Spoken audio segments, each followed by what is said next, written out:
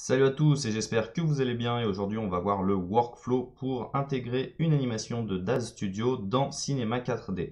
Donc la plupart d'entre vous qui ne connaissent ou ne connaissent pas Daz Studio savent probablement comment importer, exporter un mesh fixe, donc un point OBJ, mais pour les animations c'est un petit peu plus compliqué et d'ailleurs ça va être pour moi l'occasion de vous montrer comment faire de l'animation dans Daz. Donc dans Daz, il y a plein de possibilités. On peut faire de l'animation de pause, on peut importer ou télécharger des animations préfaites et on peut aussi faire du motion capture. Donc autant dire que c'est vraiment pas mal du tout pour faire des animations de personnages.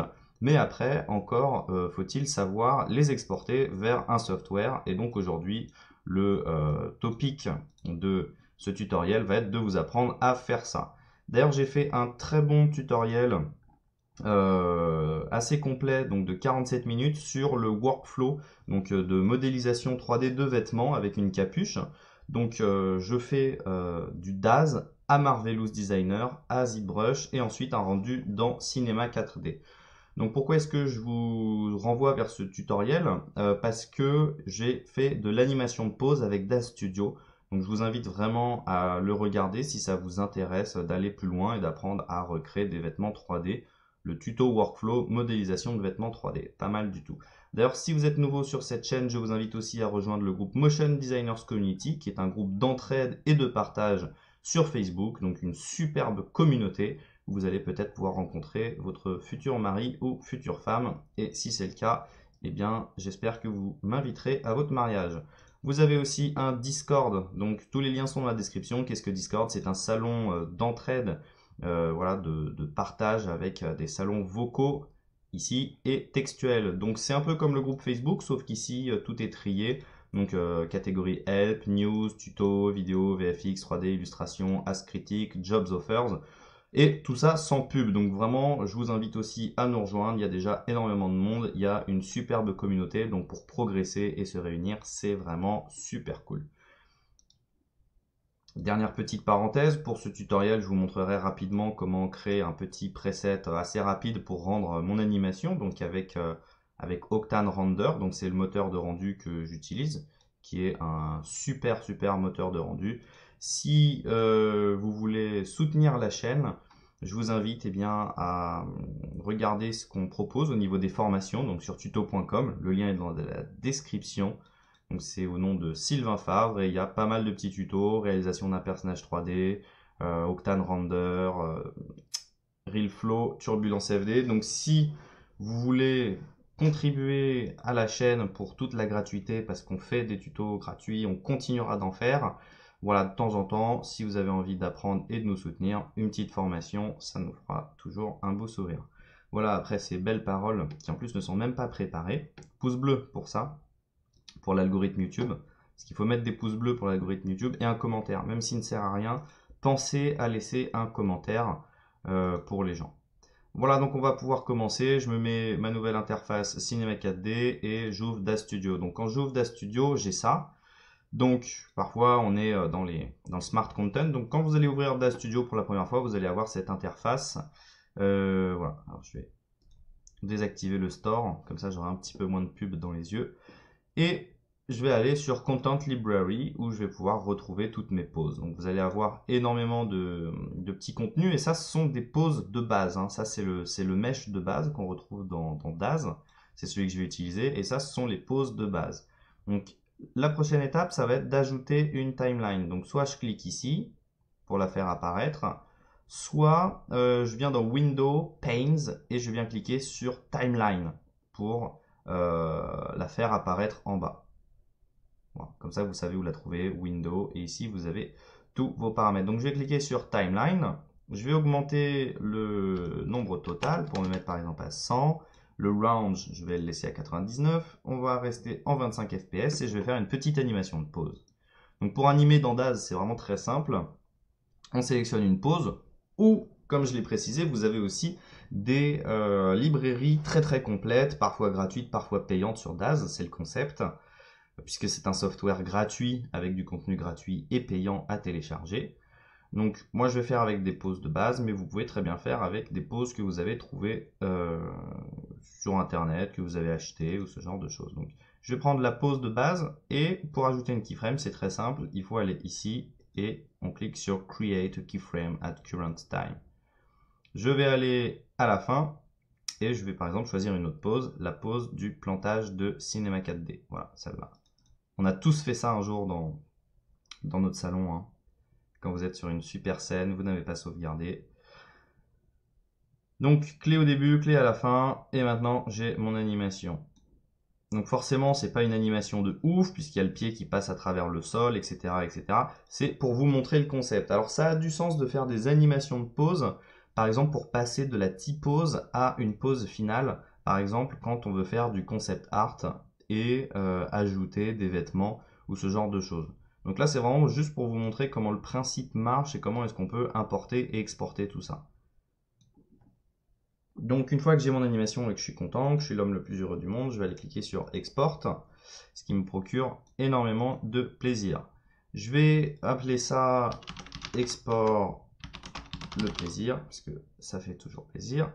Et dans mes paramètres d'options, donc ça c'est des paramètres qui sont un petit peu préparés pour Marvelous, je vais laisser du coup Figures, Props, Animation. Je m'en fous de la caméra, tout ça. Et je vais garder tout ça. Donc les textures, je suis pas obligé de les garder, mais je vais quand même les garder.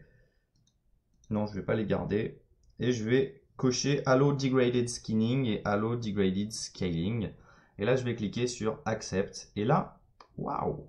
Là, il se met à danser le Michael Jackson. J'espère que vous avez beaucoup aimé. N'oubliez pas de mettre un pouce bleu. Voilà, pour la référence YouTube. Pour mon humour fantastique.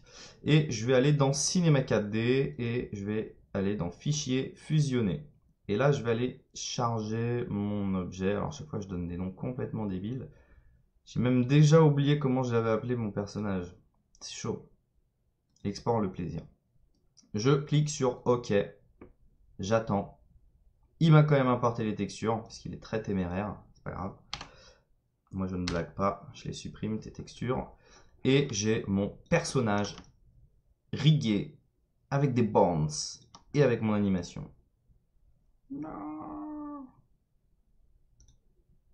Voilà, donc là vous êtes méga content, merci, merci, voilà, on s'abonne à la chaîne, on est content. Et je vais rapidement faire une petite scène avec un petit texturing, mais en tout cas ça vous montre le workflow à utiliser pour importer de DAZ à Cinema 4D, puisque j'ai déjà montré dans ce tuto, hein, qui est quand même beaucoup plus sérieux, voilà, ce tuto workflow modélisation de vêtements 3D avec capuche, comment importer dans Marvelous une animation et venir faire ses vêtements dessus. Donc aujourd'hui c'est plus un tuto réponse aux questions qu'un véritable tuto. Et donc maintenant que j'ai mon animation de slow motion, je vais faire 2-3 petits tricks en plus qui vont grave vous faire plaisir. Je suis sûr que vous allez apprendre énormément de choses. On va faire du morphing de caméra. Donc morphing de caméra c'est génial dans Cinema 4D, je vous montre. Une première caméra qu'on choisit, donc voilà, là c'est la dégaine quand on va au supermarché acheter des bières très fortes. On fait croire qu'on est un bonhomme, mais en réalité c'est parce qu'on n'a pas énormément de budget. Je vais aller donc sortir de ma caméra, je peux régler la profondeur de champ, il faut toujours y penser, puisque l'échelle change en fonction des softwares. Voilà, on essaie de faire un petit truc sympa, Charlie. Et je vais prendre une autre caméra, je me faufile dans cette caméra et je viens choisir mon autre angle. Voilà, par exemple cet angle final. Et là, ce qui est vraiment génial, parce que je suis sûr que vous êtes tous très mauvais en animation de caméra, c'est que on va pouvoir passer de cette caméra à cette caméra grâce au morphing de caméra. Là, je sais, vous êtes déjà en train de vous dire, mais non, c'est possible de faire des belles animations de caméra avec Cinema 4D. Bah oui, c'est possible avec cette méthode. Et vous allez cliquer sur transition de caméra. Donc ça vous crée une nouvelle caméra ici, dans laquelle on va rentrer. Alors ça là, je peux les désactiver de la vue. D'ailleurs, j'ai pas paramétré mon deuxième focus, mais c'est pas grave, on est un peu chaud. Et là, je vais dans propriétés et j'ai la transition de caméra. Donc là, il m'a inversé mes deux caméras. C'est plutôt moi qui les ai inversées. Donc caméra, caméra 1, hop. Et je peux passer de cette caméra à ma deuxième caméra. Et je peux même faire du smoothing, aller dans les courbes F et tout. Voilà. Moi, je trouve ça génial quand même. Parce que là, à n'importe quel moment, bah, je veux juste changer mon angle final. Voilà, tac, je sais pas, je fais un autre cadrage. J'essaye de centrer un peu plus le truc. Hop, je reviens là, ça s'adapte. J'adore faire mes animations de caméra comme ça. Parce que le mouvement est toujours beaucoup plus smooth que quand on va mettre des clés d'animation partout, qu'on essaye de passer d'une caméra à une autre. On a toujours des interpolations de dingue et c'est vraiment pas beau. Donc là, voilà, c'était le petit tricks d'aujourd'hui. Et en plus, ce qui est bien, c'est qu'on peut aussi changer de focale. Par exemple, là, on aurait pu être, j'en sais rien moi. Je vais me remettre dans celle-là. Non, pourquoi il me change pas? Parce que je suis pas dans la bonne. Si, je suis dans celle-là, voilà. Voilà, j'aurais pu être en objectif normal. Et là, il va même du coup s'opérer un changement de focale. Et ça, c'est vraiment un mouvement de cam qui est fluide, qui est joli. Donc bon, après, on pourrait encore un petit peu le travailler pour que ce soit encore plus smooth. Mais pour moi, c'est l'une des meilleures méthodes pour créer des mouvements de caméra dans Cinema 4D plutôt que de se prendre la tête avec une seule caméra, un neutre. On est là, on pleure. Vous placez vos caméras aux angles que vous voulez, donc ça vous permet de bien respecter les règles de cadrage. Si vous êtes chaud, voilà, dessinez la grille, le triangle, la spirale d'or, voilà, pour faire vraiment des beaux petits cadrages. Et après, vous pouvez animer le tout avec la caméra de transition. Voilà, moi c'est quelque chose que j'aime plutôt bien. Et on peut normalement ajouter autant de caméras qu'on veut. Voilà. Au lieu de passer en morphing unique, on passe en morphing multiple. Et là, je peux mettre 10 caméras. Donc là, grosse astuce. C'était pas prévu forcément de le partager dans le tuto, mais je trouvais ça vraiment très Charlie. D'ailleurs, j'ai touché aux caméras, du coup, il me fait un peu nimp. Voilà, génial, parce qu'il faut que je me remette en morphing unique. Voilà, donc maintenant on va vite fait faire un petit rendu. Alors je vais pas exporter ma séquence parce que j'ai grave la flemme et ça prend du temps.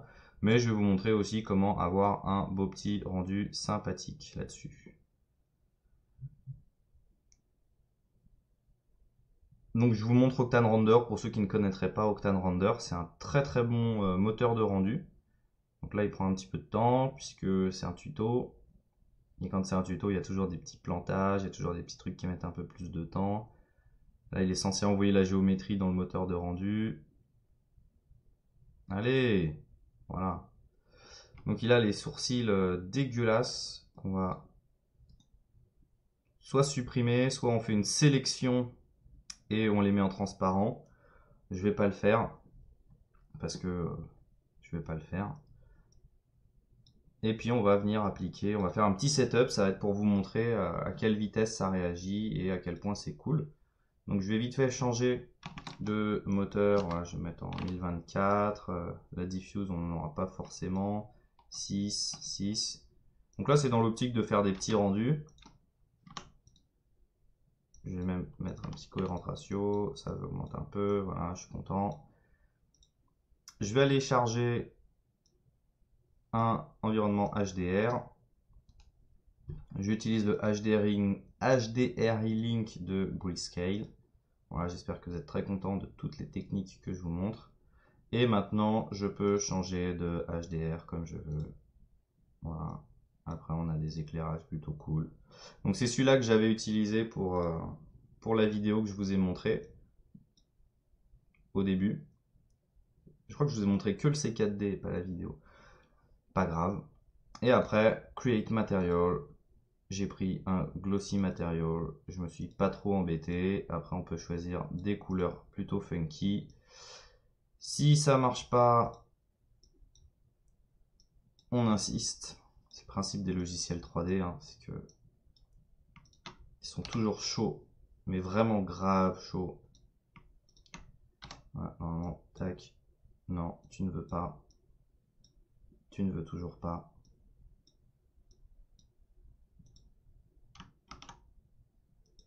Il faut insister un petit peu, hein. Il ne veut toujours pas. Il y a des techniques, hein, il y a des techniques. Faut y aller au forcing, hein. Voilà, le cube ça marche. Le personnage ça marche. Voilà, ça c'est vraiment... je viens de vous faire aussi une petite démo. Voilà, restez toujours motivé quand votre logiciel n'en fait qu'à sa tête. Forcez-le. Voilà, comme ça il va arrêter de... Il va comprendre qui c'est le patron. Là, il voulait pas appliquer la couleur, bah c'est pas grave, j'ai fait des tests, j'ai appliqué la couleur sur un autre truc, j'ai réappliqué. C'est l'exemple parfait, parce que toujours en 3D, il y a des trucs, parfois on vous montre dans des tutos, vous êtes là, mais ça marche pas. Et oui, parce qu'il faut réessayer, faut se casser un peu la tête. Et voilà, là j'ai mon animation que je vais pouvoir rendre. Voilà, je trouve le lighting plutôt cool, le personnage plutôt cool. Alors forcément, après on peut lui donner une meilleure couleur, moi je lui avais donné un petit bump. Mais voilà, c'est le genre de truc qu'on voit pulluler de partout sur Instagram ou sur toutes les conneries de réseaux sociaux. Et vous avez appris à le faire aujourd'hui. J'espère que ça vous a plu. La prochaine étape pour moi, ça sera de vous montrer comment le faire dans Trapcode Form et Plexus, hein, qui sont des plugins pour After Effects. Et voilà, n'oubliez pas d'aller sur tuto.com pour Octane Render si ça vous intéresse. Il y a 6 heures de formation et je peux aussi vous montrer quelque chose qui est quand même assez déroutant, hein, puisque là j'ai fait un petit truc de personnage, voilà, qui est pas forcément très beau. Je vous montre quand même, voilà, si vous vous cassez la tête à faire un super film, low poly et tout, genre vous êtes chaud, voilà, film complet et tout, voilà, genre ça prend 5 semaines à faire, 2000 vues. Voilà, si vous faites une petite animation Daz Studio avec des hairs sur votre personnage, elle est où cette anime? Ah, je crois qu'on l'a supprimée. Ah non, elle est là. 24 000 vues. Voilà, c'est tout simplement honteux, mais bah, on le voit de plus en plus aujourd'hui. Sur Instagram, ça pullule tous les trucs comme ça. Et donc, bah, plus vous avez quelque chose de compliqué, moins ça va marcher. Voilà, c'était la petite astuce d'aujourd'hui. Donc n'hésitez pas à faire des bonhommes qui dansent, comme ça vous serez sûrement très très populaire très rapidement. Écoutez, j'espère que cette vidéo vous a plu. Rejoignez-nous sur Motion Designers Community et j'espère avoir répondu à la question de Jean-Michel. Je ne sais plus s'il s'appelait Jean-Michel ou pas. Mais voilà, j'ai montré des petits tricks qui, j'espère, vont vous permettre de créer plein de vidéos comme ça, pas belles. Sinon, vous pouvez mettre des meilleures textures, hein, sur le personnage. J'avais mis un peu de bump personnellement pour que ce soit un petit peu plus sympa. Allez, ciao. Vous avez vu, je me suis même pas embêté avec le lighting, j'ai juste utilisé un HDR.